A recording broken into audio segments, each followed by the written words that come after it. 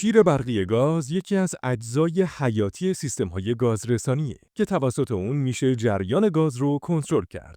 این تجهیز برای کنترل فرایند تولید مواد، هدایت جریان گازها، بهبود عملکرد سیستم‌ها و برای افزایش ایمنی سیستم‌ها و جلوگیری از نشت گاز طراحی شده. انواع شیر برقی گاز. شیرهای برقی گاز به 3 نوع اصلی تقسیم میشن.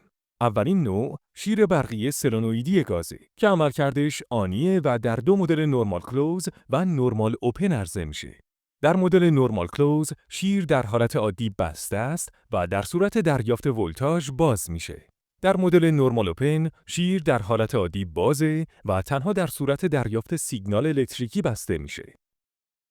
دومین نوع شیر برقی موتوری گازه که به صورت تدریجی باز و بسته میشه و برای تنظیم دقیق جریان گاز در سیستم‌هایی که نیاز به دقت بالا دارن به صورت کنترلی و هم به صورت آن و آف کاربرد داره. نوع سوم شیر برقی گاز اضطراریه که برای قطع سریع جریان گاز در شرایط اضطراری مثل نشتی یا زلزله طراحی شدن و از وقوع حوادث جدی جلوگیری میکنه. کاربرد شیر برقی گاز. شیر برقی گاز در بسیاری از صنایع و سیستم‌های خانگی کاربرد داره. این شیرها در صنایع نفت و گاز، سیستم‌های گرمایشی، صنایع غذایی و دارویی و سیستم‌های ایمنی برای جلوگیری از نشت گاز استفاده میشن. استفاده از شیرهای برقی گاز مزایای زیادی داره. از جمله افزایش ایمنی با جلوگیری از نشت گاز، کنترل دقیق جریان گاز به صورت خودکار، کاهش مصرف انرژی با مدیریت بهینه جریان گاز و سهولت استفاده بدون نیاز به مداخله دستی. انتخاب شیر برقی گاز مناسب برای سیستم. برای انتخاب شیر برقی گاز مناسب، قدم اول انتخاب مکانیزم شیر برقی بر اساس کاربرد مورد نیاز شماست. اگر نیاز به کنترل دقیق و درصدی جریان گاز دارید، شیر برقی موتوری بهترین گزینه است. این شیر به صورت تدریجی باز و بسته میشه. برای باز و بست ساده جریان گاز، شیر برقی سلنوئیدی مناسبه که به صورت آنی عمل میکنه. اگر برای مشعل گاز نیاز به شیر دارید، باید از شیر برقی مخصوص مشعل استفاده کنید. این شیرها به دو نوع تک‌ضرب و تدریجی تقسیم میشن.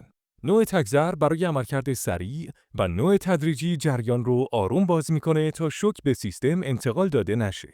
در سیستم‌های اضطراری مثل زلزله یا نشت گاز، باید از شیرهای مخصوص زلزله یا شیرهای تحریک دستی استفاده کنید که به سرعت جریان گاز رو قطع میکنن.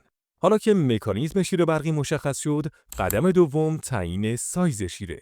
در گام سوم فشار کاری شیر باید با سیستم شما همخونی داشته باشه. در گام چهارم دمای کاری شیر رو متناسب با سیستم بررسی کنید. در گام پنجم جنس بدنه شیر مشخص شه.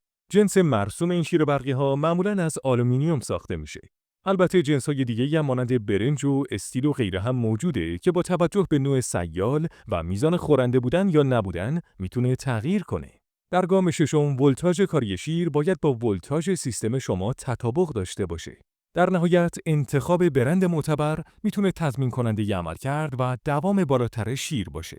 برای مشاوره بیشتر و انتخاب دقیق میتونید با کنترل با ما تماس بگیرید.